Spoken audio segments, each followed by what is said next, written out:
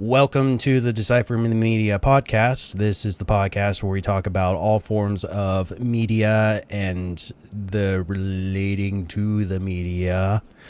On this episode, I have Gee Marsh. This is episode number 7 with Gee Marsh. On this episode, we got a chance to sit down and talk about E3, or the Electronic Entertainment Expo.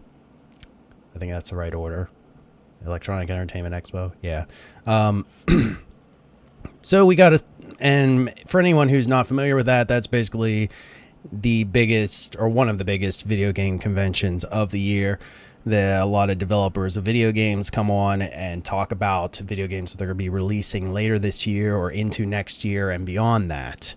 So there's a lot of big announcements that happen in the video game community, and a lot of people who play games look forward to this convention to see what sort of things are going to be coming out in the future.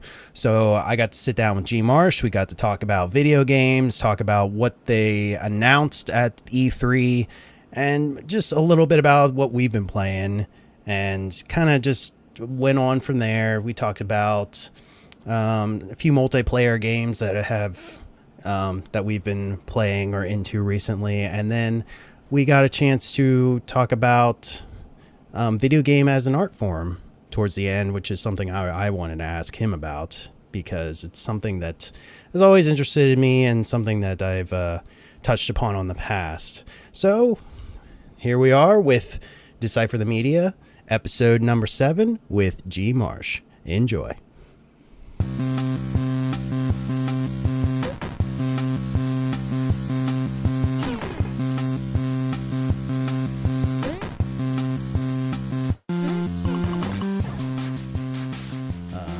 So we've done a lot of film stuff, which I know you do stuff with, and then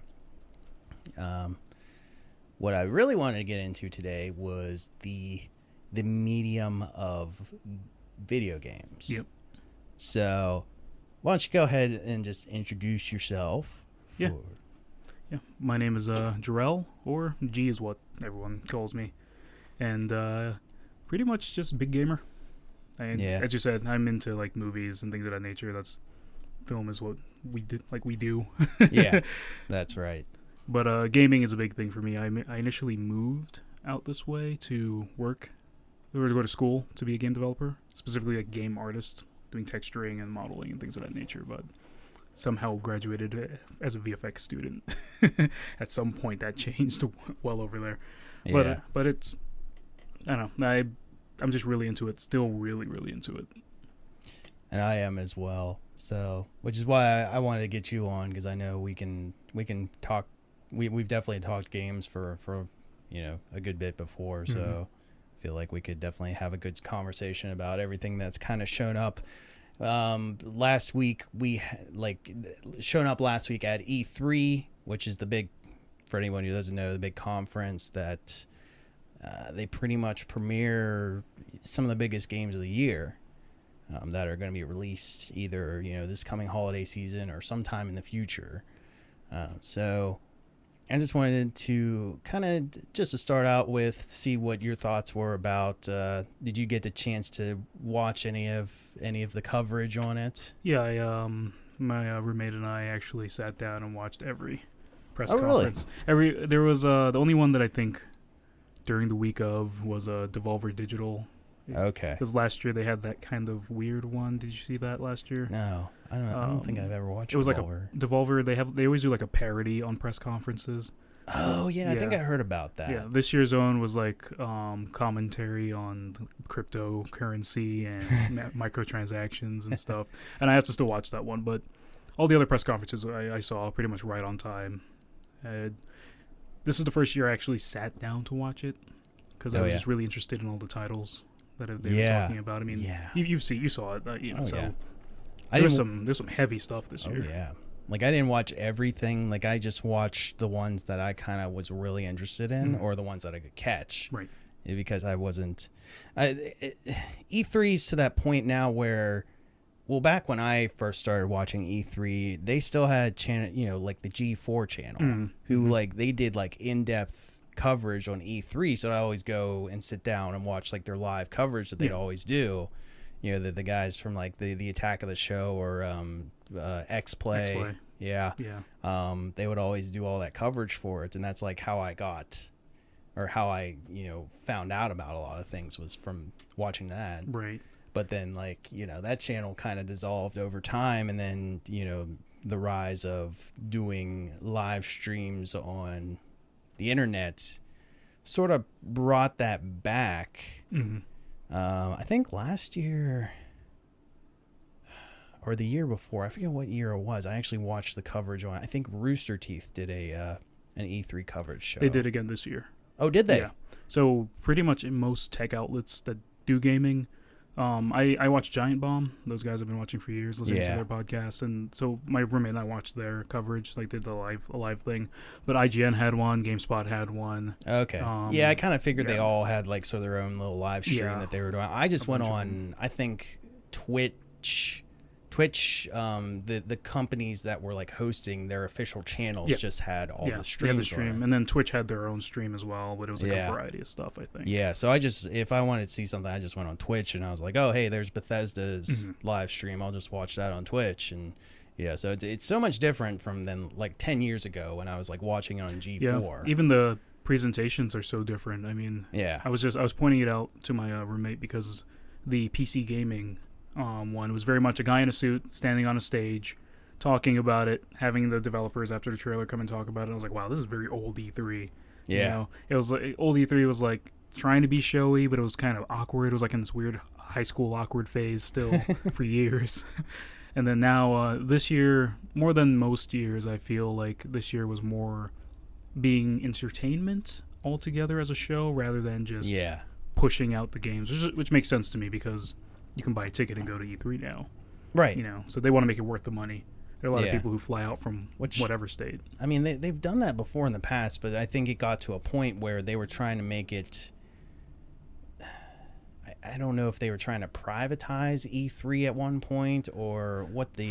For years, it was like that. When did it start? 99, 2000, something? When they started really doing E3 stuff. It was initially for... and I could be wrong on this, but I think initially it was just for the investors and the people, putting the money towards these projects.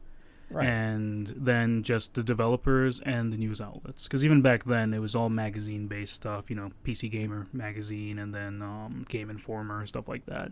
Where once you go to read the coverage for that. And there was no streaming back then. You know? So... outside of Tech TV, which became G4, there was no other way to watch E3 at that time. So I think like that's the difference now. Is there's plenty of people snuck in, and then whenever YouTubers started becoming big, that's when they got their invites to go to E3. So I guess at that point they were like, let's let everyone in because no one really wanted to go after a while. Well, I could have sworn like maybe when it was smaller that they had it more open to the public, and then at some point they decided to like. Because I remember when they had like the E3, what was it? The E3, were they called like the Booth Babes or something like that? Yeah, the Booth Babes style. Yeah. Like they had the show floor. They were trying to make it like all flashy like that, and like, and then they decided like tone it back, and then they weren't like opening it to public anymore. I thought I could be wrong. You could very well be right. I don't remember honestly, because back then I just kind of dealt with the aftermath of E3 in terms of information for games and stuff. I wasn't into the politics as much as I am now of the convention.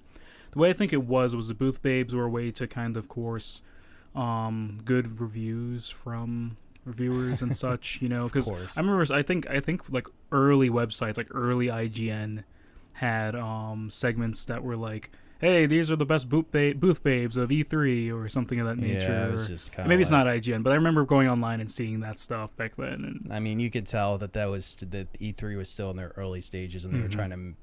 I think they were trying to get an identity, and they were thinking maybe if they did more of like a. I don't know what for like boxing matches, how they have the girls with like carry around the round cars or something like that. They're like, oh, this will get people's attention, and like, or like the girls for like the racing stuff, Yeah. Like, yeah, stuff like that. I mean, it very well could be exactly that. But gaming back then was still in that weird area of, like Grandma's Boy. You seen that movie? Yeah. So very much in that area of, hey, everything's awkward and everyone thinks they're cooler than they actually are. But That's true. And I feel like they were kind of riding the line between being too superficial and being an Adam Sandler movie. I mean, that is a good way of defining it. I mean, even today that can sometimes be applied. Yeah. So, especially with the explosion of like streaming, and some of these streamers and how much of a kind of a cartoon character, like the kind of show that they put on just so that they can get like an audience. It's a lot of energy to do. A lot of energy. I mean, I was just reading an article today. I think it was on like Kotaku, about like a streamer who like his family was like just came in like while he was streaming and stuff, and it was like an article about like, oh, this is a reminder that streamers are still human beings and they have a personal life, and they're not just, which is unfortunate, but they have to remind people that watch streams that's the case. Yeah, I've sat in streams where people just they treat the streamer like they're an animal in a cage, and I'm like, right. Wait, hang like, on, dance, dude. monkey, dance. Yeah, it's like, people would say like, I donated $5. You need to do this right now. And I'm like, whoa, man, you need to take a step back. it's getting kind of crazy. Yeah. I mean, yeah, they're making some of them are making a lot of money off of that, but at the same time, that's very taxing on them. It is, yeah, and so. I have a lot of respect for those guys who. I mean, this is very tangential from E3, but I do have a lot of respect for those guys, and there's those people in general who can maintain their audience, and still remain calm, and then also have a social life, and do other stuff. That guy, I don't know if you heard of the streamer Ninja. He streams Fortnite. Yeah. He had the stuff with Drake and stuff. I used to watch Ninja before all that stuff happened, and it was interesting seeing it happen, but it's interesting seeing how he handles himself now.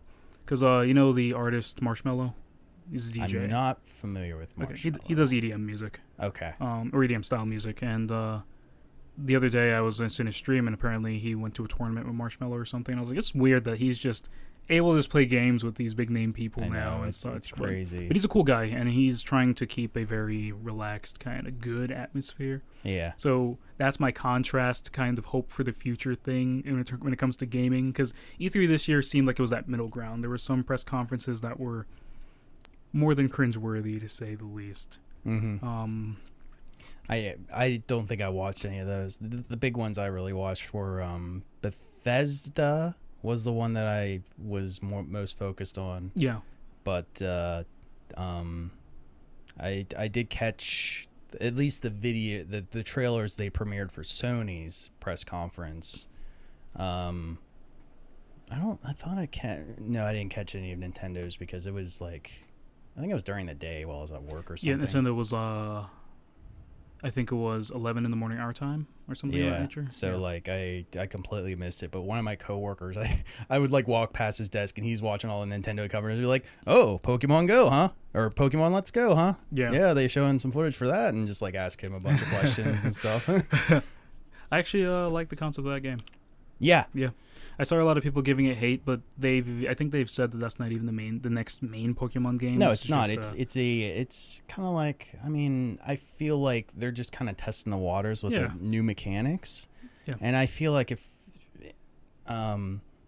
if those mechanics fly, they might implement that in future games, in sort of a hybrid setting between like the traditional formula and whatever new things they're trying. Yeah. I guess a lot of people didn't think of it this way, but they basically made a remake of the first of the Pokemon Yellow. Yeah, I think they've come out and said that's basically what it is. It's basically a remake of that, which hasn't existed yet. So it's kind of interesting that people are skirting over that fact, and they're just jumping right into the. They said that it's just weird, but Pokemon Go wasn't terrible. No, I started actually playing it again because they announced Let's Go. Exactly. And I was like, because they were like, oh, you can do all this stuff with both these games. And I was like, oh, well, then I should probably start playing it again. It gives you a reason to start playing that again. I think that's rad. I think that's amazing. I played it when it first came out, Pokemon Go, which is a mobile game. And I kind of immediately lost interest because there were so many limitations at the time that it came out, and there was a lot of things that were broken in the game, and it just kind of put me off to it. And of course, they fixed some things over time. I mean, there's still some things they still need to implement. They just now actually announced, I think, that they're going to be putting in like actual trading and I think so. The ability to like have friends. Like, I think friends are in the game now. To a capacity is more just having them there. I don't think you can do anything with them yet. Okay. But I think that's what's coming next is the trading and maybe some other social mechanics. I mean, there's still, like, people still want the battling, though. Like, to be able to battle your friends. Yeah, I don't know why they haven't put battling in the game yet. It makes no sense. That's, like, the core thing. It's like you catch these things, and then you battle with them, and then you can trade them occasionally. Yeah. I like that they have, like, the raids and stuff now. I haven't participated in any of that yet. I haven't done it either, because it just looks like a huge commitment that I just don't have time for. Dude, I have friends who are hardcore. Like, I see them on Instagram, and it's, like, 3 a.m, and they're like, oh, there's a raid at this fountain. I'm gonna go participate, and the next like story beat is like them and like 30 people in front of this fountain at 3 a.m. I'm like, what's happening? it's like a cult. They're starting a cult. It is. But that's crazy. I do like that game is. I like the Eevee aspect of it because I think at some point Eevee was supposed to be like one of the starters instead of like one of the poster Pokemon instead of Pikachu, and I thought that was cool. But yeah, well, that's probably the version I'm getting because I've always been more of a fan of Eevee than Eevee's cool. Eevee has a lot more use. Yeah, I feel like not to shit on Pikachu, but I'm so tired of Pikachu. I can't blame you. And they haven't really done anything cool outside. I thought like having Pikachu dress up in different costumes in some of those games was an interesting mix, but it's like do you remember this which one was it that they had Pikachu? I think that was Pokemon Yellow where they did the surfing Pikachu. I believe that was Yellow. Yeah. Yeah. And they had a card for it as well. Yeah. Back then. Oh my god, like. Yeah, it was. Pikachu easily became the mascot. And this is some nerd Pokemon facts for anyone listening. Who cares? Back then, Clefairy in the manga was Red's original Pokemon before Pikachu became the stable, and Clefairy was able to talk back then. Yeah. If you ever look up like the early Pokemon Adventure manga, I think it's Clefairy instead of Pikachu. Yeah, I always that's the one where it's actually the guy's name is actually Red, right? Yeah. Yeah, I've seen, like, I haven't read it, but I've seen it kind of. It might actually, the one I'm thinking of might have had a different name than Adventures, because in Adventures he had a Poliwag. Yeah, he had a Poliwag and then a Poliwhirl, and that was his starter. I like that. I mean, I just like the concept of that a lot better because, like, the TV show Ash was just so annoying, and I just couldn't get over the fact that he was so annoying. Especially I recently as in like 4 months ago, but recently I watched the first season in Japanese, like the original just Japanese version of it with subtitles, and I kind of liked it a lot better because just what was going on made a little more sense. It seemed a little less childish. Yeah, I'm sure the Japanese version, they probably have different themes in the American version, or the American dub, or English dub, I should say. So that's, I mean, which at the time they did that for a lot of anime. They kind of made it more for the kids because they felt like that was like the audience that would watch that kind of stuff. Right, exactly. But that kind of evolved over time, obviously. So I'm glad that it did. Yeah. So same thing in games. Like, I'm glad that people are taking the time to actually properly dub games now and stuff like that. Right. Because I actually played, what was it? They released the Mega Man, what was it, Legacy Collection, the second one. I picked that up on the Switch, and they had Mega Man 8 still had the anime scenes in it with like the really awful English dub. I don't know if you've ever seen. I've seen it. It is terrible. It is so bad, but in a way, it is beautiful. It is. It's like so bad that you just can't. Like it's just. It's a relic of a time. You can't stop watching it. It's like a car accident. You know, it's horrible, but you just can't stop watching. Yeah. It is a meteor about to hit the earth. That's what that is for sure. So. Yeah, but the rest of Nintendo's conference was nice. I saw people complained that it was mostly Smash. Is what it was. It was 85% Smash Brothers. But this Smash Brothers is what I'd say it's like Ultra Street Fighter 4. I believe it's called. What was it? Super Street Fighter 4? Which one was the second Street Fighter 4 that had all the characters? I don't know. Or kind of I guess Ultra was the last one that came out with, so that one probably had all the characters. Yeah. It's basically like that. It's like it has. So this Smash Brothers has everyone that's ever been in Smash Brothers. Yeah, everyone. And did you watch the stuff for it? Any of it? Not really. Okay. I kind of just read up on it because, like I said, it was like when I couldn't watch it. I didn't really. It was cool. It's not just that they put every character in there. They did so many quality of life stuff that I realized that they needed that time block that they put there. That's how many changes there are to the game. It's definitely more. I don't know how. You play Smash Brothers a lot, or have you played it a lot? Yeah. I was ever since Melee. I've played like every Smash Brothers game. Okay, so. all right, then you're right there with me. Then yeah. It's more tournament friendly now. So like whenever, say if you're doing a 1v1, like the score pops up on the screen after someone goes down. So like say if someone goes like off stage, it will say like 1-2 or something, and then it zips right back off. And now it has like a Street Fighter style versus screen. So you choose your stage first, then you choose your character. And then after you choose your character, like do a slash, and then it's like whoever versus whoever. It's really interesting how they do that. I think I read as well that's Nintendo's intent is they want to get more into tournaments and more into like the professional gaming leagues. Which I agree with because that's where a lot of fighting games are going now. It seems like there's not even just tournaments, but that hype level tournaments bring, you know. Mm-hmm. Soul Calibur, the new one, it has a lot of moments in it that are like slow-mo moments and stuff that when you watch it, you're like, this is meant for a crowd to yell at. Yeah. You know, I like that. And this E3, to say the thing that I like that wasn't cringeworthy is that there wasn't much of that kind of esports heavy talk. If you remember, 2 years ago, even last year, there was a lot of talk of esports stuff. There was that one battle royale thing. I think it was called. What was it? It's some philosopher. I don't remember the name of it, but it was like some battle royale thing that was during the Xbox conference, and they had like these people shoutcasting it. Do you remember that from last year? No, it was real bad. I don't remember much from last year. You know, honestly. I think that's a good thing, arguably, for other reasons, but just in life in general. But it was just such a strange thing. This year just felt fine. Like Sony did a cool. Some people think it's dumb. I thought it was cool. They shoveled all the people into like this hall that was a part of it, and the guy who composed Last of Us soundtrack sat down with a banjo and he played this little thing that I will argue was a little long, but I appreciate his music, so I appreciate him doing that. Yeah. But the makeshift tent-like thing that they were in, or church-like thing, was in the Last of Us cutscene that they were showing, the story stuff they were showing. So it was cool to see that transition of this area, because even me sitting there, I was like, all right, why the hell is everyone in here?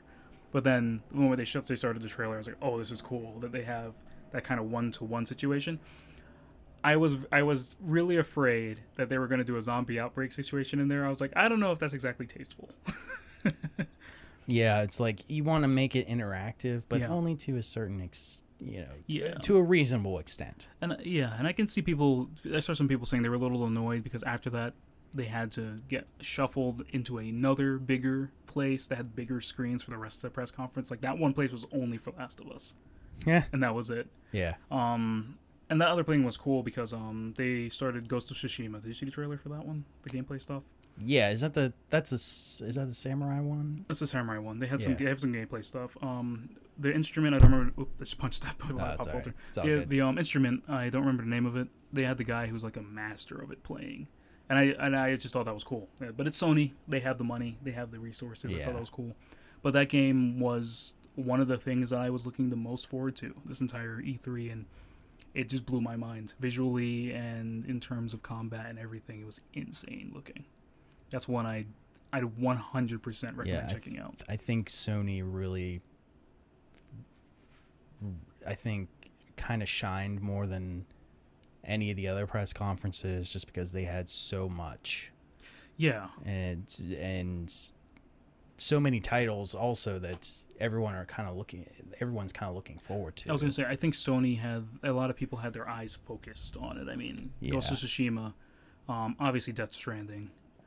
Spider-Man, Last of Us. Those are already, and those are their big four. But those are the four that I kept seeing everyone talk about across the board.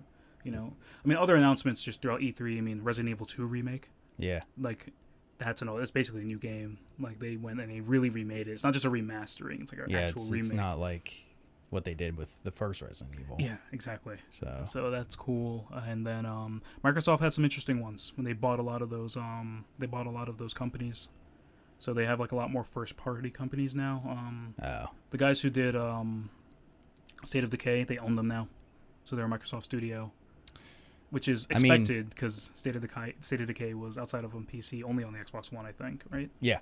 State of Decay was like exclusive to, console exclusive to the Xbox One, right. Which they haven't been having much luck lately. I feel like with the exclusive titles because was it Battlegrounds was the other exclusive one they brought over, and that one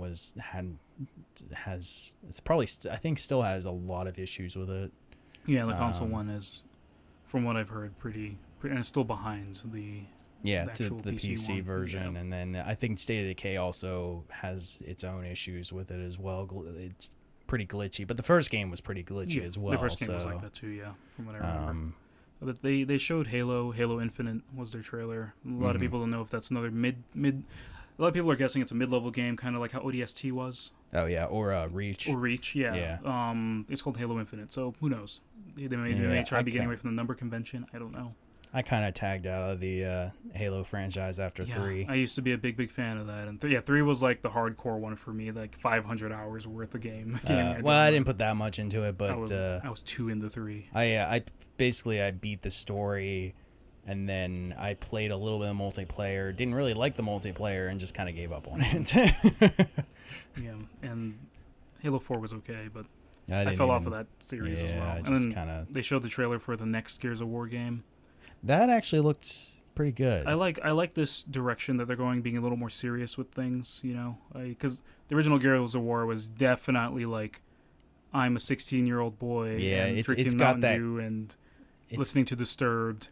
It's got that campy kind of, just let's see how much gore and just shooting stuff. Yeah. And there really wasn't much of a plot to the first game either. It kind of, I could tell, like, I only ever played the first Gears. I think that's the only one I ever beat. But I've always kind of liked the Gears series. I thought they did a good job with it. It's just I've never really revisited the series other than the first one. Yeah. But I could see how it's kind of evolved over time, and it's become more than what it originally was intended to be. Yeah, I right around when they had announced that new one last year, Gears 4, I was pretty much at a point where I was done with Gears, because I played the first 3. I played 1, 2, and 3. Yeah. And around college when I started college was when 3 came out. And I played a lot of that with my friends, and that was cool because we like horde mode stuff. So it was like cool, like playing that, just a good social game, really. Mm-hmm. But then it just felt too edgy for me. Yeah. It just felt too like it was trying too hard to be something, really. But then this new one has more of a story, better characters. The modeled characters in there don't look as Space Marine as they did in the first 3 games. So I like it. Yeah. And they don't look as like they always looked like they were on steroids. Yeah, like 100%. In the original game, I just remember they just all looked like giant, like roided up football players. Yeah, I read once that someone had said that they look like what an overly mentally stimulated like 12-year-old would think like a macho man looked like. Yeah, and I was like, no, that's true. That is which probably further grounds progresses the point that you were making about how this is like designed for a younger audience or a teenage audience. Yeah. So, and the more recent ones are way more mature. They feel like the writing and just the way the character models look now, it feels like they're trying to go more in a actual proper sci-fi area than trying to be this big gore fest. Yeah. Yeah, which I enjoy. Yeah. So, that's something I might have to look at and revisit, because they brought back. I mean, you can still get all the Gears games, I know, from like their giant library of backward compatibility, which is like the only console that's doing that anymore. Right. But I'll have to keep an eye on that and see how that goes. Is there anything that you saw that you like really were into this time around? Well, let me think. Yeah, there was like I mentioned, Bethesda's show kind of blew my mind a little bit. I didn't get a chance to catch all of it, but I thought they had the most that at least I personally was looking forward to. Right. Because they had, by the time I started watching it, I had already missed that they announced a new Doom game, which I went back and I was like, oh, which I would have definitely been all about. Doom, I saw your poster when I walked in there. Doom, because that is easily on my top 5 favorite games. Doom forever. Doom, the whole series I've been playing since I was like, well, Doom's been like embedded into like kind of like my gaming DNA, because I used to watch I was too scared to play Doom when it first came out. So I used to watch my older brothers play Doom. So I'd sit there beside them and watch them like go through. They had like back when they had like those things called shareware discs. Yep. They had like the shareware version of Doom, and I remember they also had Wolfenstein, the original Wolfenstein 3D, and they would play those too, and I would just like sit there and watch. Of course, I like Doom was obviously a lot better just because there was more to it than Wolfenstein, but I was always like intrigued by that and watched them play it and stuff, and then like years later actually got to sit down when I got my own computer and like actually play through those titles, and Doom and Doom 2 and was it Ultimate Doom and Final Doom, yeah. And then that was like around the time that Doom 3 came out, and I even played that all the way through, and then its expansion pack, and you know, even though people were like, this isn't like the original Doom, I still loved it. I was like, I didn't play as many Doom, but I had like the floppy disk like shareware. Because it was my cousin's, and when I got my first computer, it was Windows ME. Okay. So it wasn't very good, and it was like an old computer, it was but like the Vista of its time. It was like if I was running Doom, I couldn't like run anything else on there. I couldn't do yeah, it was that level of old computer, but that series as well for me really set me on my path for like gaming. Yeah. I used to play some stuff on an old Commodore back in the day, and that was cool too, but Doom was like really like what I stayed up and played. Yeah, Doom. Yeah, Doom. And then that version of Doom. I mean, I still listen to the album. Mick Gordon's one of my favorite artists. The music for that game is spectacular. Yeah, the soundtrack's the really soundtrack good. is so good, and the gameplay is unmatched even now. Yeah. I mean, I definitely love that. I haven't gotten a chance to get through the last Doom, but I think it's mostly just because there's so many releases that come out, and I just like I get sidetracked so easily nowadays. And especially when I've been much busier and all that stuff. But and then of course I'm a huge fan of Fallout. So 76 was, I mean, I take the good and the bad from 76. Yeah. Like the good being that it's new Fallout and it's like a multiplayer Fallout, which is a pretty cool concept. Yeah. And they said it's going to be survival based. So it's going to be kind of like playing... Well, they compared it to like Rust. They said Rust, which I wonder if that was them not knowing any other survival-based games. Yeah. Because I think that's the worst one to call on based on just Rust reputation. Well, the only ones that I was thinking of was like DayZ. You have DayZ, you have Ark. I guess Ark. Ark is... You also have The Forest. The Forest, yeah. You have that other one. You have Subnautica, and then you have like that other one that's like... It was like you had to go. You were on a deserted island. I don't remember what the name of that one was. That came like right at the end of that trend of other ones. Well, they just came out with a new survival one. What is it? The one where you're on a raft? Yeah, I think it's called the Raft. The Raft. Yeah. You can't go in the water because there's sharks that'll just eat you automatically. Yeah. Yeah. So like that's. But anyway, that's. I mean, I think that's a cool concept, and I love survival games. Except for like DayZ was a very frustrating game to play, but and like Ark, for reasons that like I won't get into, but I'm sure if you've played a survival game, my roommate and I still play a lot of Ark. Yeah, Ark is like I love Ark, but I also hate it at the same time because it's just one of those games where you can get fucked so easily in that game and lose everything. I play Monster Hunter, so okay. I'm well trained in that. Yeah.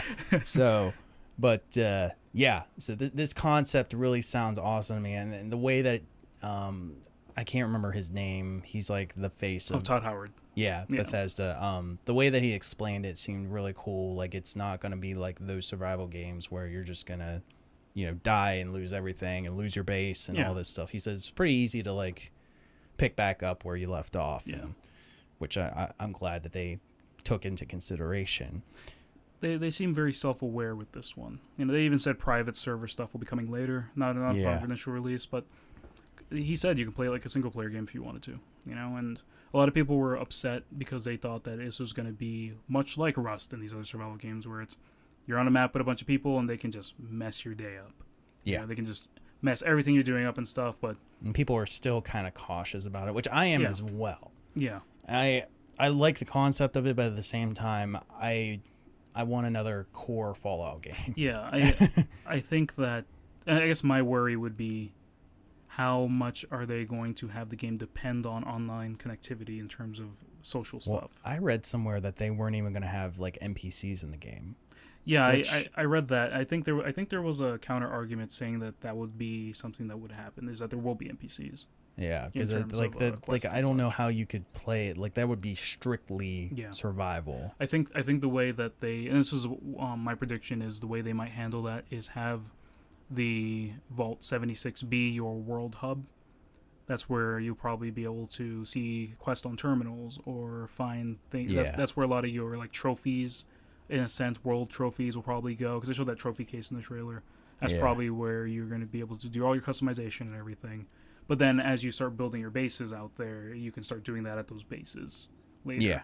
Yeah. So just kind of create your own towns and environments that you can go to. And I mean, it's definitely an ambitious title. Mm-hmm. But I'm still kind of waiting to see how it pans out. Right. Which will actually be sooner than we would expect, because they're doing the beta. So pretty soon here, yeah. So I'm waiting. I almost considered pre-ordering just so I could play the beta, but I'm not convinced enough to put the money down. I told my friends today, I was like, I'm gonna wait. Yeah. I'm gonna take time and wait, because I'd like them to patch things out, see how it's going. The one thing for that game I don't like is that collective find the codes and you can launch a nuke type of stuff. That's very Metal Gear Solid 5. If you remember that, did you see anything from that from Metal Gear Solid 5? Yeah. There was that thing where you can either denuclearize everyone on their personal bases, can get rid of all their nuclear weapons, or you can start launching nukes at other people. And I was like, that's... I never really played the Metal Gear Solid 5 multiplayer. I had a friend who was obsessed with it, so I just lived vicariously through him. He was obsessed with it. I couldn't... Like, that's one of those series where I think it's better just to keep it single player. But, yeah. And, people say the same for Fallout. And I think that this is something that's doable if it's handled well. Yeah. And I think that I've decided, I made my executive decision for myself was to not have any expectations. Basically forget that this is going to exist and just let this roll out and not try to hype up too much stuff. Yeah, that's the problem, is that, like, and I think this is kind of the downside of this internet culture, the rise of this internet culture, is that everyone can now share their expectations and their theories and their opinions, and it starts to ramp things up to the point where there's more disappointment when it ends up not being what everyone devises. Last year, like right before summer last year, I made like a decision to not indulge too much in internet level content. So you watch a trailer or a movie trailer and stuff, and you ingest it for yourself, right? Yeah. After that, I don't read anything on it. I don't go to anyone's opinions, and I just keep it for myself, so I can just go from A to B. I see the trailer, then I go see the movie, or I see the trailer for the game, and I go play the game. Because like this year I did the same thing, and I was like, oh, E3 is all right, but I know so many people who are just like, it was trash, it was horrible. I'm like, I didn't feel that at all. I thought it was great. Yeah, I enjoyed watching every press conference. I enjoyed EA's own. I don't know, Anthem's press conference thing Anthem's part of that press conference was really disappointing. I did not watch anything EA because I've disowned them. Okay. Yeah. Anthem, because I love BioWare, so Anthem is like, that's the next thing coming out. I'm like, all right, BioWare, you guys messed up on Andromeda for Mass Effect. That doesn't even exist for me. I think after that whole thing, I don't know. Yeah. It's not that they mess. I don't blame BioWare for that. I blame EA. It's more so EA. Honestly, down everything from The Sims to what happened to Mass Effect to another Dragon Age probably never coming out. That's all on EA, honestly. Yeah, EA is destroying their own company, and they're trying to defend themselves by saying, "Oh well, people just don't want single player games anymore. They want these vast multiplayer experiences," which we're still not getting. Yeah. Battlefront 2.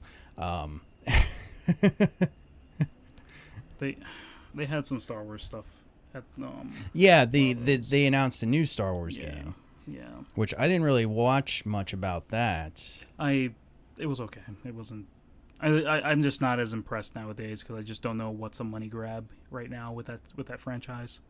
It just feels like. I feel like in the right hands, Star Wars could be great, like it used to be. Yeah.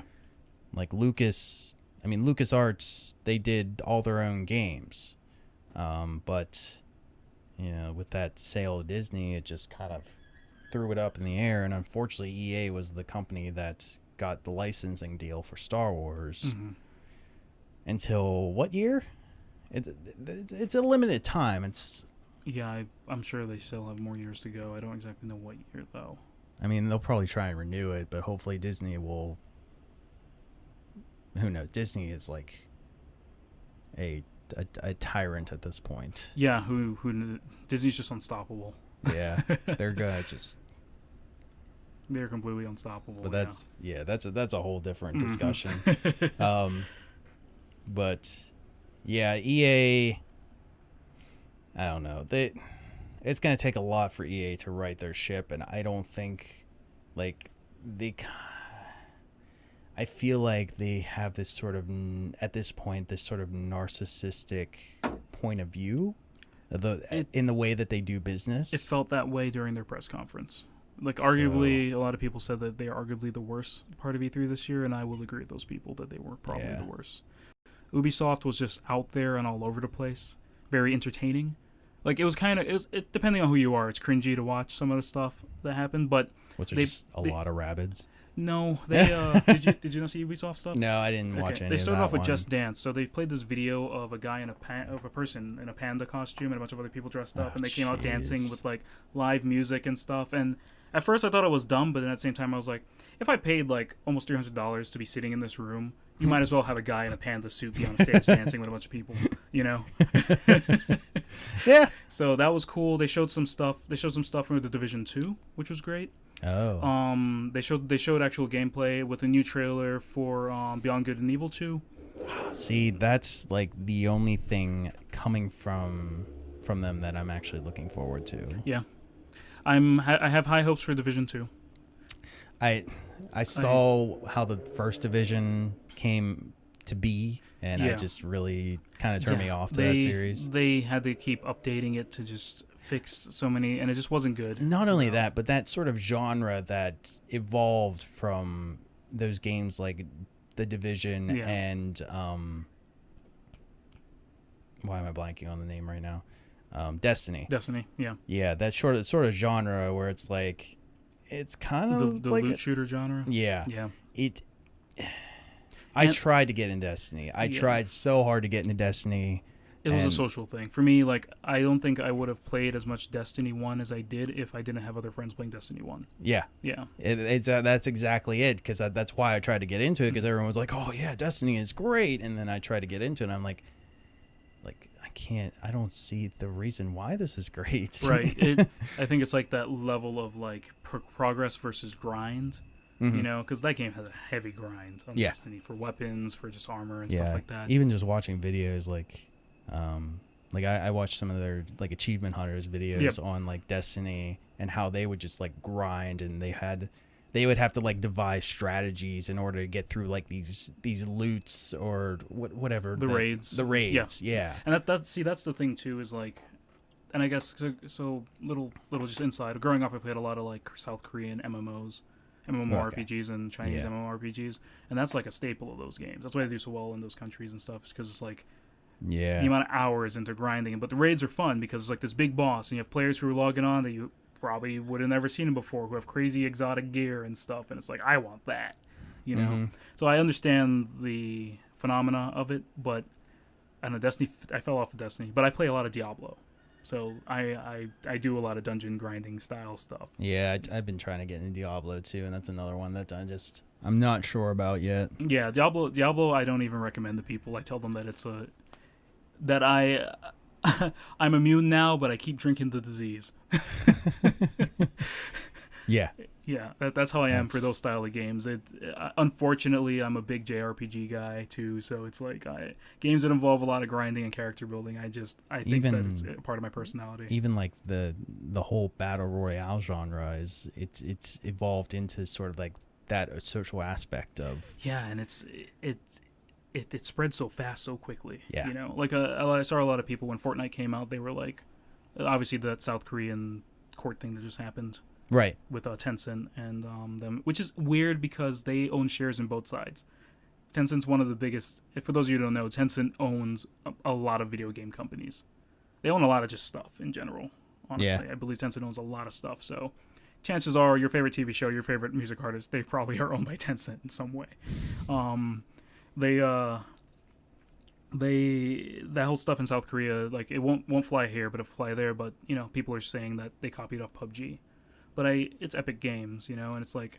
And PUBG is using their engine. Yeah. So. And also, Fortnite, outside of the concepts that are similar, it's a very different game. Yeah. Yeah, it's a completely different game. I've actually started getting into Fortnite recently, and I actually enjoy that. It's a good sit-down, play a few kind of game. It is. And win or lose, it's like, this is satisfying. You know, the art style's it's non-abrasive. You know what I mean? In terms of art, sound, stuff like that. You get in there, you do what you got to do, you get out. You know, the building aspect's crazy. If you've ever seen high-level Fortnite play, I don't know how people construct castles in 30 seconds just to fight one dude. People just, like, throw up these giant towers while they're, like, picking off people with a sniper rifle. I'm like, how are you doing this? Yeah. It's crazy. And, you know, the reason I got into it was because, and, of course, I'm such a... Nintendo fanboy. So when they announced it was coming out the night of their conference, I was like, I'm now playing Fortnite. Yeah. Yeah. So and it's going to do great on the Switch. Yeah. You know, I think it'll do great when it's out. And it has crossplay too. Yeah, and the crossplay thing's amazing. And actually the crossplay for Nintendo opened up the discussion about why Sony doesn't have crossplay, and it's been like really ramping it up ever since that. Sony's just always been weird. I mean, do you remember in PS3 when Sony was trying to do that thing with Steam? Vaguely. There was a time where you were able to log into your Steam account on your PS3. Okay. And I believe that was around when Portal 2 came out on PS3. Okay. And that never went anywhere. It just kind of just disappeared. And that's it. I don't think Sony wants to do cross-platform stuff, and I don't understand why. Well, I actually just read an article today that a former executive of Sony said that the whole reason was because of money. That's all. He was like, basically when it comes down to is Sony didn't want to lose money, and that's why they don't want to make it. You know, like, well, you could play this on our console. But if decide to play it on another, like if we're sharing that with another console, then we're losing that aspect of right. Right. Yeah, and I say this all the time. I 1000% don't work on that level of money making or money sharing or spending. So I can't say I understand all the logistics to it. But there's a fundamental area of just playing video games with other people that I think they're missing out on, you know? Yeah, the big, and this goes back to sort of the E3 conversation, like those big gaming companies, I don't think they're,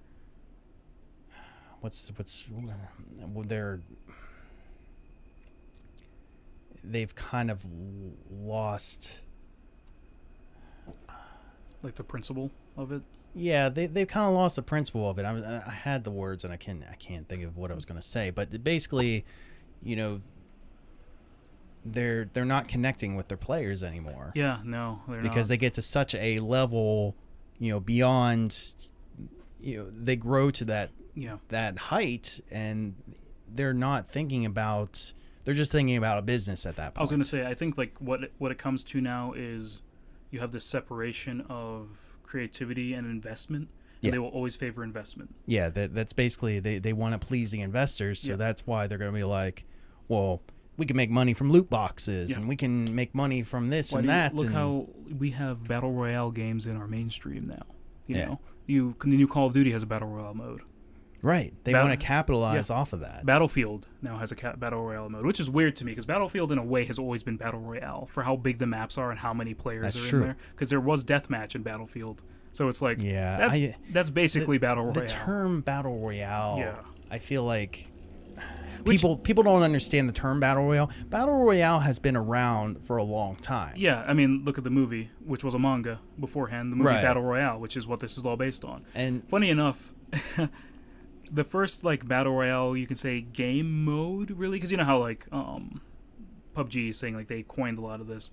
Minecraft had a battle royale mode way back when Minecraft started getting big on YouTube. They had the Minecraft Hunger Games, but they called it Minecraft Battle Royale. Back then it was the Minecraft Hunger Games mode, and it was literally this: you could run around, you have nothing, you find a chest, you probably get food, you probably get a bow, whatever, and you get to be the last person alive, and that's it. And that's basically the concept behind games like Rust and DayZ and all that. That's basically a battle royale game. Yeah, but it's like more like a survival. It's survival because you don't permanently lose your items on you, but there's no permadeath. You don't get kicked off the server. Yeah, like you do it in PUBG or Fortnite in a way. Yeah, but so basically, PUBG and Fortnite, they're like in my mind, they feel like they're just streamlined versions of games like DayZ and Rust. I'd agree. Yeah.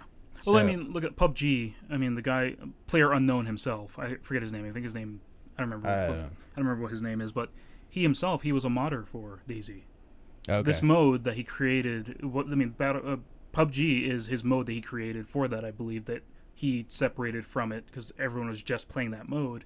He separated from it to create his own thing. I think that's the way it went with that.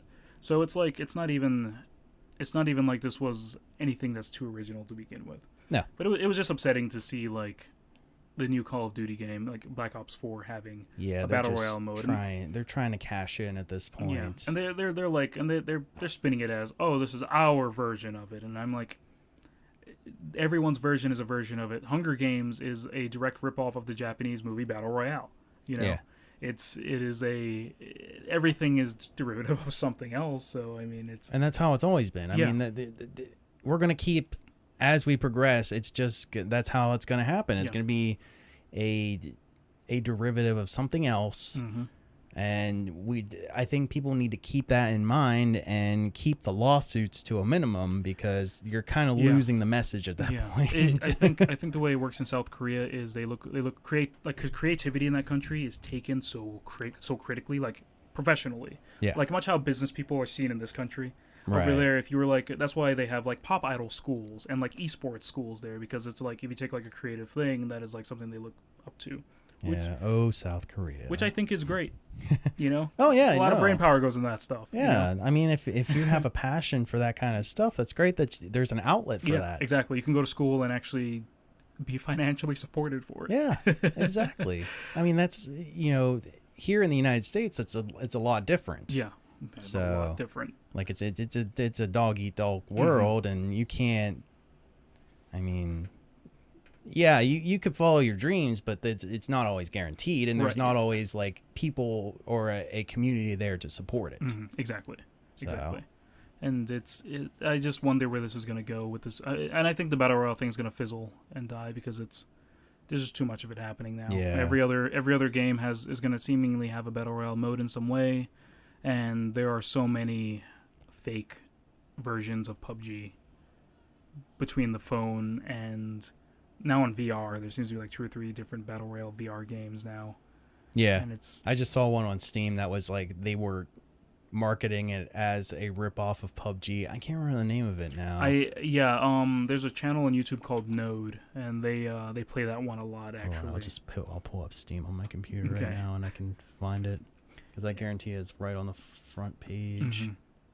because I just saw it. It makes me wonder what's next. You know, who's the next one to try to do a battle royale-esque thing? You know, I don't know. I'm tired of hearing about it. Yeah, it's. I feel like in this kind of fight, Fortnite won the fight. You know. Yeah. I feel like Fortnite won the fight until something comes out. Because even visually to watch, Fortnite's more interesting for me to watch than PUBG personally. So it's like I feel like they've kind of won this kind of battle royale fight. Find something new to do, in my opinion. Well,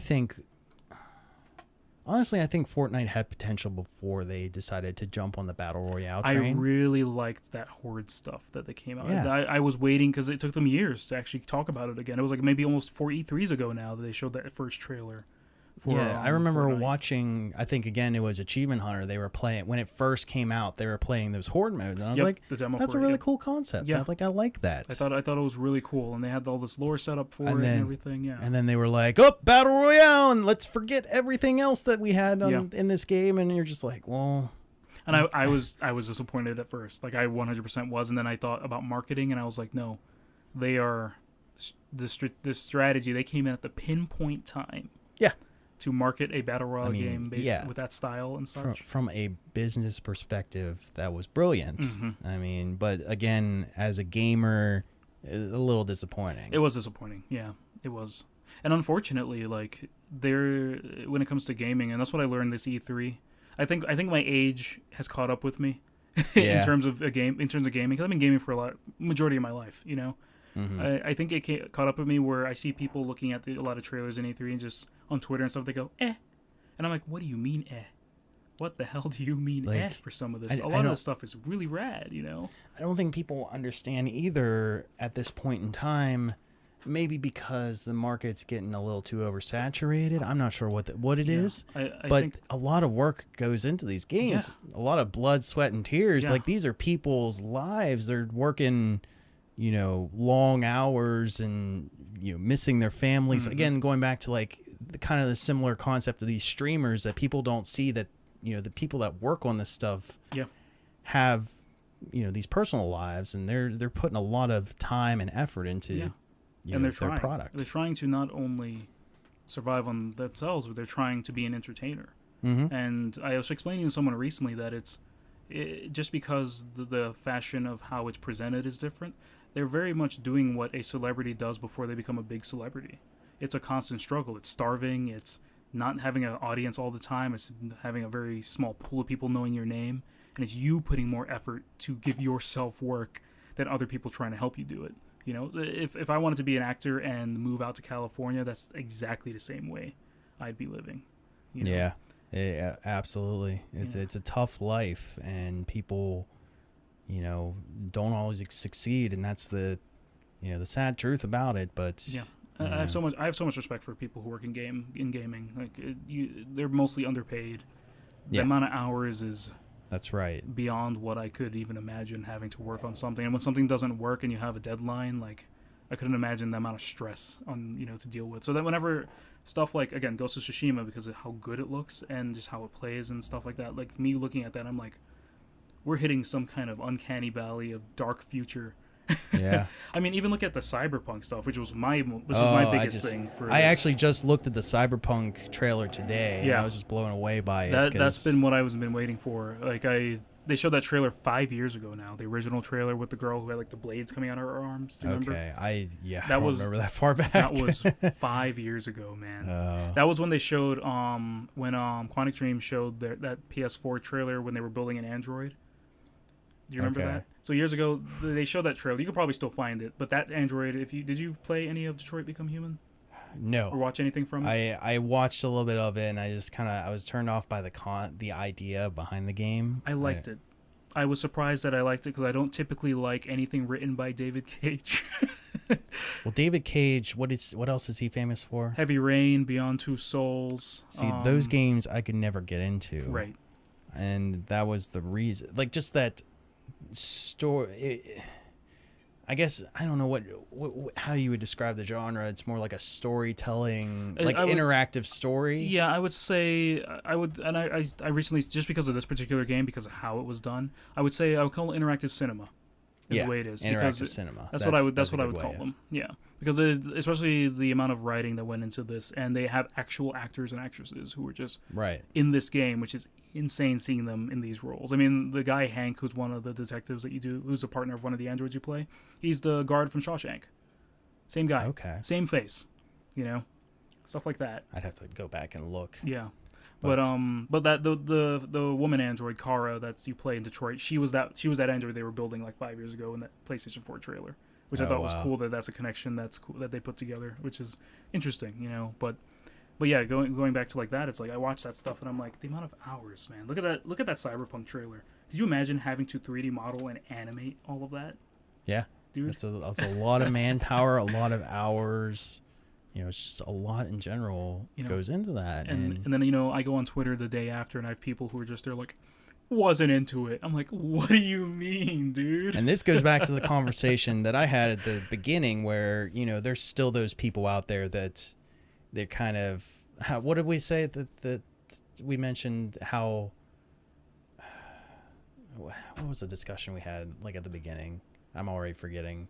About kind of like the nerd culture and like how it had like this kind of appearance in the back in the day where it was very superficial. Yeah, and like an Adam Sandler movie almost. And that's still, unfortunately, it still exists with these kinds of people who go on and they're just like, they're very elitist about everything, about what the good games are, and it's like, you know, you can only play COD so many times, or not everybody's into Civilization. It doesn't make it the best game in existence, you know.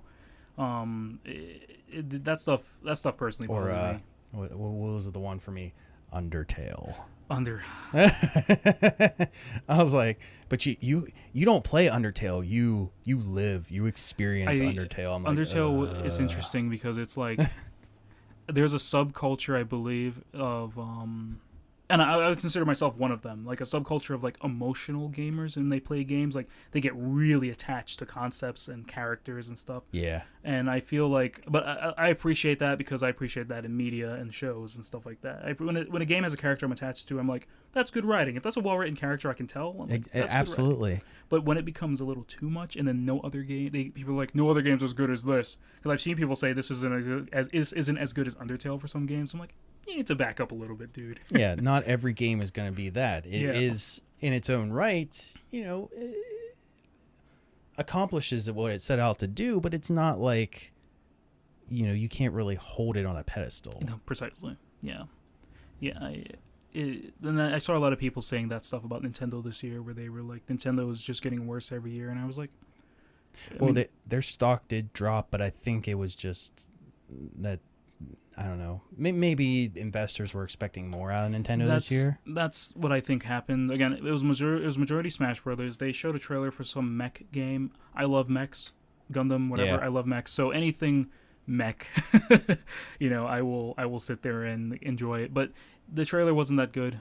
The only other Nintendo stuff that you really saw out of E3, what didn't involve Nintendo, it was at Ubisoft's conference. They showed for Rabbids' next big thing is with Donkey Kong. That's right, the expansion or the DLC. And then there's that Ubisoft game where you attach like a little modular ship to it's a Toys to Life series. It's like Starwing? It's either Starwing or it's like Star or something. Star something. But they have Fox McCloud as the next new thing in there. Yeah. When I first saw that, I saw Fox. Like I didn't see what the title was. I just saw Fox McCloud. I was like, yes, new Star Fox. And I saw it was just like, play as Fox McCloud in this game. And I was like, not new Star Fox. Yep. So so I can understand why, but you know, I love Nintendo. You know, there's a modesty to the way that they present these things, and they're a hardworking company. Yeah. Some people argue here and there, but I'm always going to look at them as the fathers of gaming. I mean, Nintendo, before they did video games, they were around since 1880 something or something like that. They were a card shop back then. And as big as they've gotten, I still think that they, you know, unlike EA, you know, Nintendo's still, I mean, sure, they seem to sort of disassociate themselves with their fans with some of the decisions they make. Yeah. But at the same time, they still, you know, they still listen to their fans, and they still, they seem like, a very down to earth company. They do, and they're still very Japanese. Yes. In terms of like practice and execution for a lot of stuff. That's what I mean. I don't think that they ignore their fans 100%. I just feel like they understand that innovating on something will be way more beneficial in the long run than actually trying to appease everyone. You know? Exactly. And which I understand. I mean, something like the Wii U, it's important to take a chance like that. Yeah. Because it even if it doesn't work out, there's still, they can build upon that for the future. Yeah. And it was so, once again, going back to that sort of like toxic environment on the internet at that time when Nintendo still had the Wii U, and it was just everyone's like, oh, the Wii U is destroying Nintendo. This is the end of Nintendo. Yeah. Like they're never going to come back from this. And I was just like, people were saying that about the Game Boy Color, I think the Game Boy Color, people were saying that same thing, or about the Game Boy. They were, or the game, I think it was GameCube. No, the GameCube. I believe the GameCube. People were like, "What the hell is this thing?" And this is the end for like the game. I remember when people were like, "The GameCube is like the end for Nintendo." Yeah, which it definitely wasn't. It definitely was like it's still one of the most looked at like I think premium consoles from back then. One of the most indestructible consoles. I think that's how. I honestly think that's how the Wii U is going to be viewed like 10 years from now. Yeah. Like they're going to be like, wow, this is actually pretty cool for what it was. We live in a time, and this is kind of like at the end of E3, this is what I was telling my roommate. I was like, we live in a time where we live in the communication age, the biggest communication age in human history, having the internet and stuff. Yeah. We live in a time where we have other gamers and stuff who are just getting into this, who maybe sprinkled a few games here and there, maybe a Mario 64 here and a Crash Bandicoot there, but who haven't played as much as you and I when it comes to gaming. So now that they're older and they have money and time, they're getting more into it, and then they feel they have opinions they can have on everything. Yeah. But the way I see gaming is like, no, the Wii U is just one of many consoles. I mean, there was that Nintendo PlayStation that's was mythical until it was proven that no, this was going to be a probable thing. And then you had, look at the past, Panasonic had a game console. You had the Dreamcast that ended up dying, and that was just because people stopped buying it. Yeah. You had how many versions of the Sega console out there? You had the Super Nintendo, you had the NES, you had all these step-down consoles. We had the N-Gage back then. The Nokia N-Gage. The Nokia N-Gage. And there's so many people I know who don't even know that was a thing. I remember that. The only reason I wanted to get it was because they ported Red Faction. Red Faction, yep. That was my reason for wanting it. Oh my god, I want a portable Red Faction. Yep. There were so many in-betweens. I mean, look what happened with the Game Boy Micro, Yeah. There were so many, and that's the thing that happens is you're going to be able to experiment, and I think that a lot of companies, Western companies, are afraid to do that because they're so concerned about the public eye, because investors are concerned about the public eye. We have a company like Nintendo that's still largely based in Japan with a lot of the stuff they do, and the way things are handled are a lot different. Having to cater for a Western market and a Japanese market, that's a difficult juggle.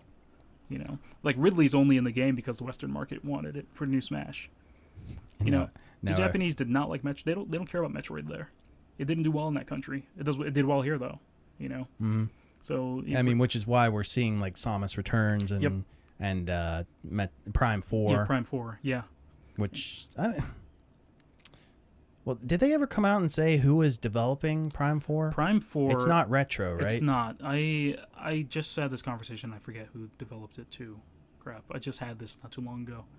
But, that's the reason they're doing it, because they know it'll do well here. It's just the fact that it's not being developed by Retro is just kind of a disappointment. Other M wasn't developed by them either.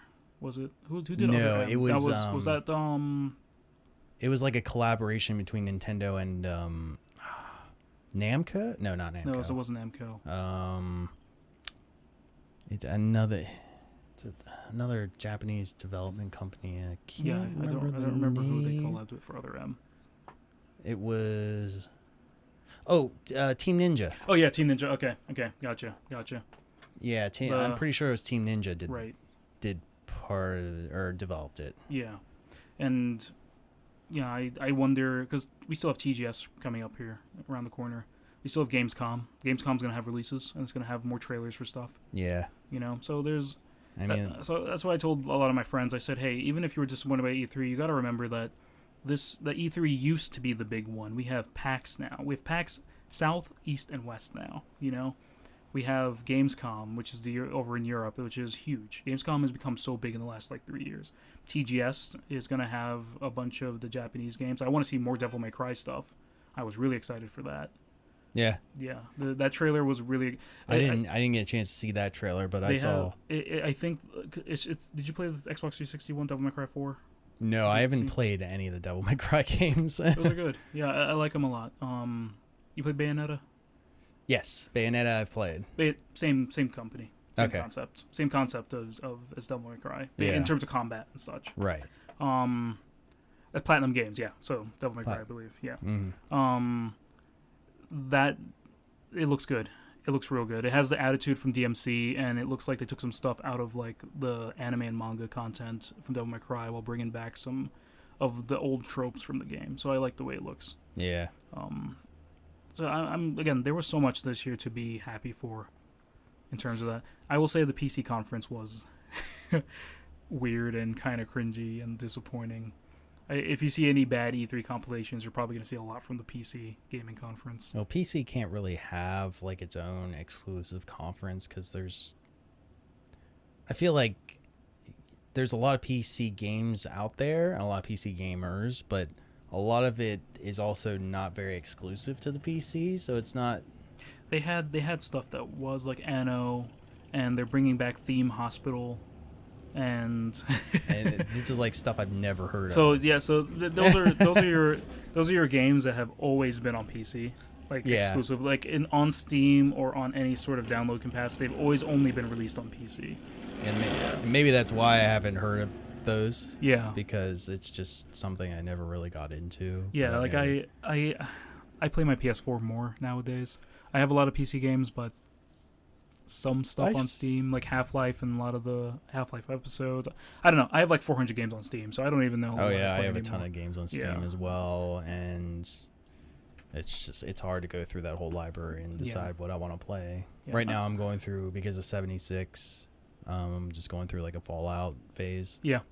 So I've been playing a lot of Fallout games. Yeah, going back to the Bethesda conference, there was one thing I was disappointed by, and we spoke about this earlier on our show.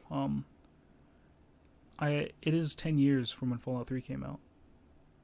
But then their anniversary was about Fallout Shelter and not Fallout 3. That's true.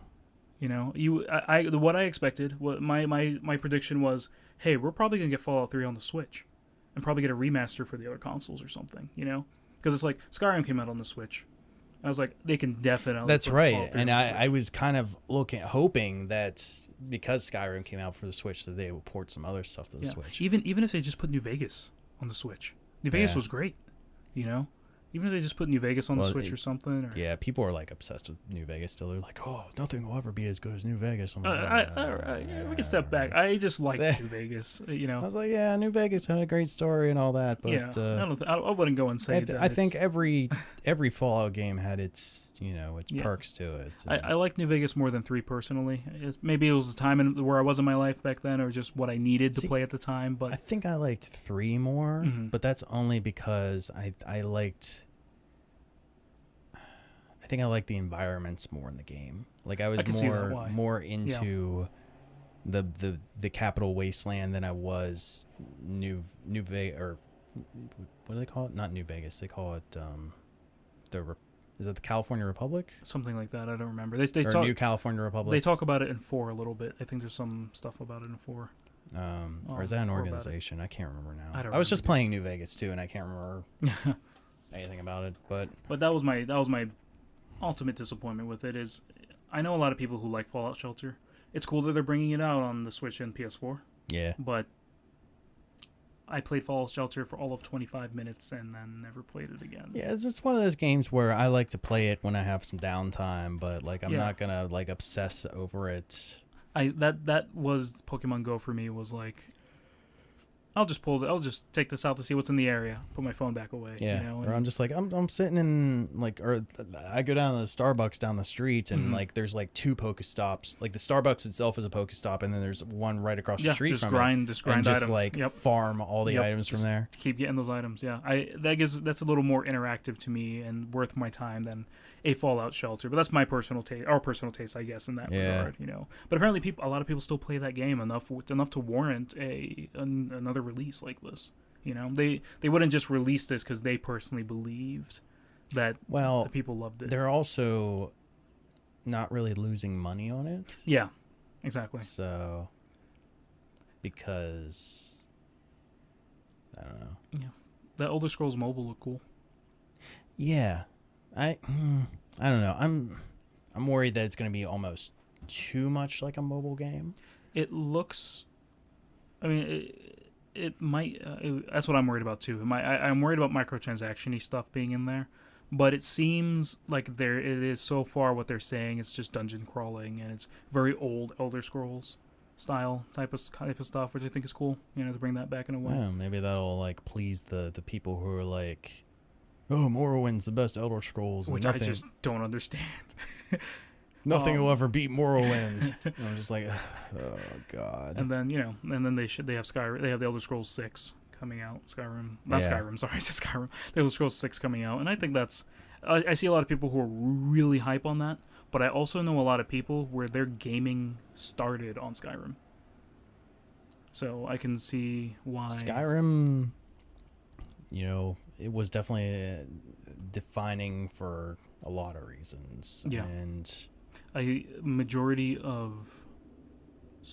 say majority of my more recent life gaming friends I game with now, they really started putting hours into a video game on Skyrim. That was their first time putting 60 hours almost weekly on a game. So yeah, it really has the kind of following to it. And this is the downside to leaving my window open. Is you get that kind of dude, noise. same thing.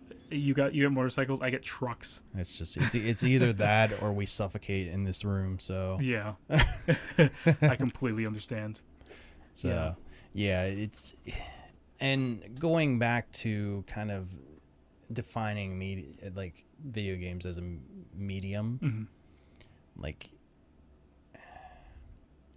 and this has always been an interesting conversation. I've always wanted to have it, stepping away from E3. Yeah. Do you consider, and this is always, I've written articles about this in the past. Do you consider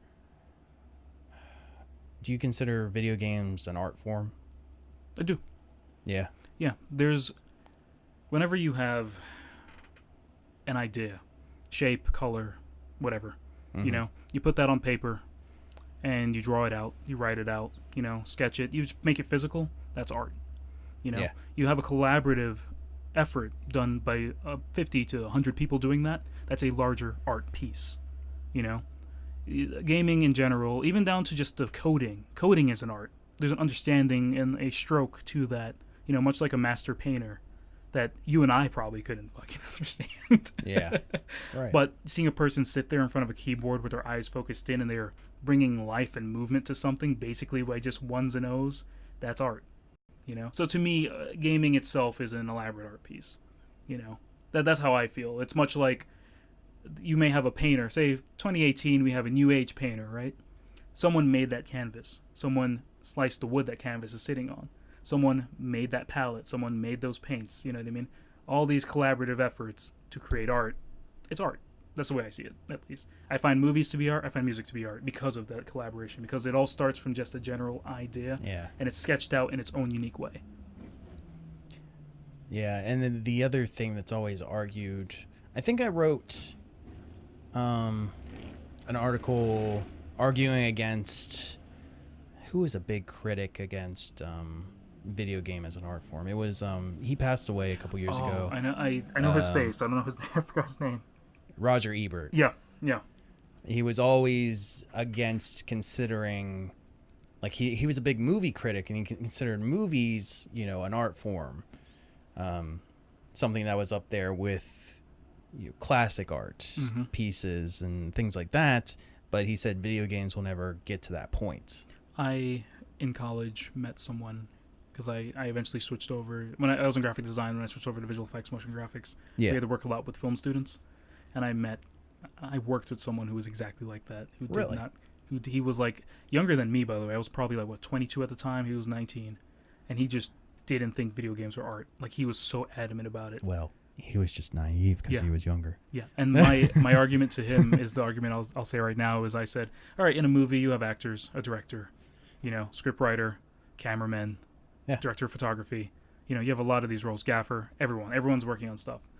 In video games, someone has to give birth to your actors. They're born, Someone has to voice these actors. They're given life. Someone has to write. Someone has to operate a camera. Someone has to direct. In a sense, you could almost say that a video game is more,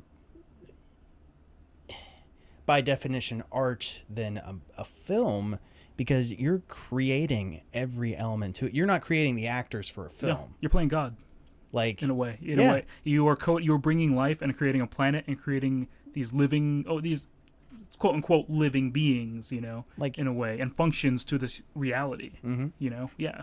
Like a film, you're just placing elements into it that already exist, and they are, then that's when acting comes into play, and set building and all that stuff. But you're starting from scratch basically when you're doing a video game. Yeah. And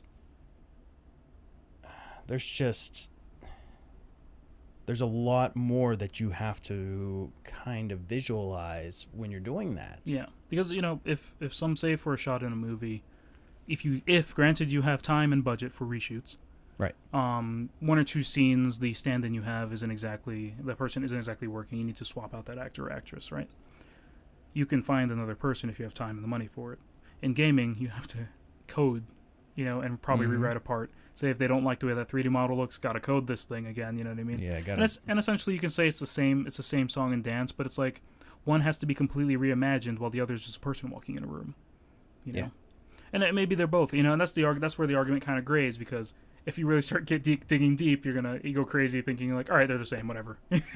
Yeah, right. Yeah, I mean, I'm sure someone who's someone who's hardcore in the film industry would probably argue against what I just said. Yeah, but I personally would agree with you saying that it is more of a hardcore art form. So much so that, going back to just mentioning Detroit again, that we are able to make cinematic video games. Yeah. Using real world actors and filming styles. Interactive storytelling, which is a thing that Roger Ebert didn't think would ever happen. Yeah.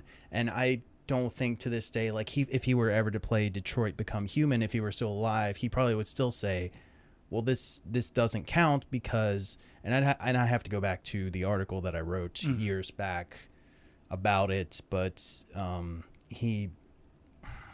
can't remember what his argument was exactly, why it does. I think because there's an open-endedness to it, that it could not count as a complete work of art, that you basically can do whatever you want with it. And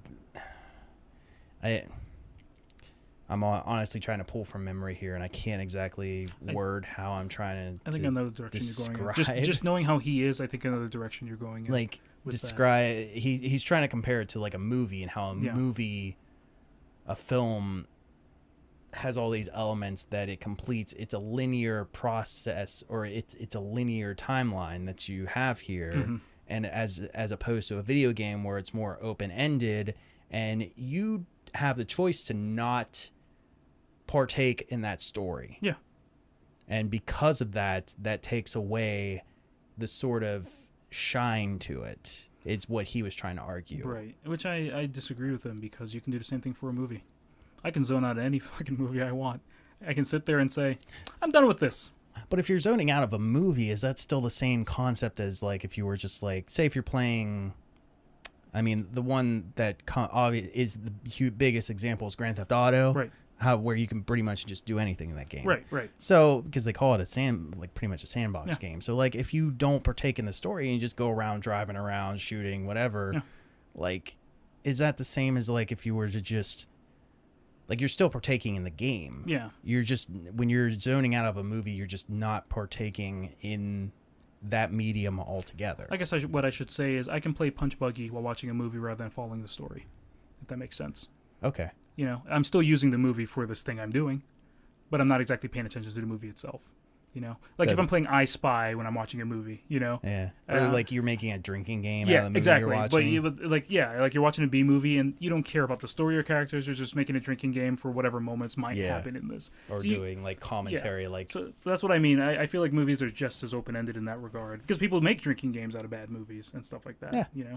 So I feel like or even good movies, people make drinking games out of tropes and things. Pretty much any movie there's a drinking game for. Exactly. So I feel like staying along those lines, there's still an argument to be made where no, it's just as open in that it's how much you as a consumer want to take from it. Yeah, definitely. I mean, this is a good discussion, and hopefully maybe you can come back and like we can continue this discussion at some point. Yeah. So, yeah, the E3 was great. I was very impressed by most things that came out of E3 this year. Yeah, I was entirely entertained. It's definitely was not a disappointment. So for our listeners or viewers, how can more people learn more about you? Do you have any project? I know you have a few projects that you can plug, so why don't you go ahead and plug away? I have my podcast that we want you to one day be on when you have the time. Okay. I would definitely do that. I would. Totally, man. It's called the Blazing Firecast. Okay. It is. We are a geek variety podcast. We have it's a lot of nonchalant internet information, a lot of just geek culture stuff, a lot of personal life stuff too. Just in there's discussion amongst friends, really. Yeah. And then our channel's Geeked. That's GEEKT, and then usually a period after that. And you can find us on YouTube, Instagram, Twitter of that same name in some capacity. I don't remember the handles I made right now. But we're working on a D&D Thursday show where we actually have cams on us and do D&D stuff. My roommate... Which you should definitely invite me on that. You should totally come. We should roll you a guest character and have you come on. We should do that. That would be awesome. My roommate, he does a lot of music. He's done some Overwatch music for 2 characters so far. He does theme music and stuff, so his channel is a part of our network. He's going to come out with stuff, and then...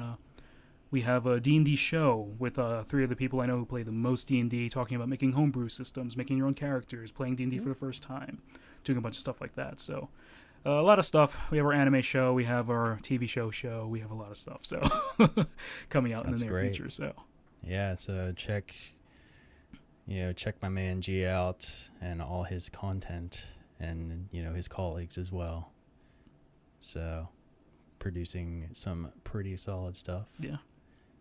So, and how about you personally? Is there any way that we can follow you? Oh yeah, my Twitter handle is King Emerald, so that's KING _ EMERALD _ I believe that's what it is. Okay. And then Instagram is King Emerald, and Emerald has 2 Ds. Awesome. That's it. Cool. Well, thanks for coming on and discussing some video game stuff and some E3 stuff. Anytime. So I love it. It's been a blast.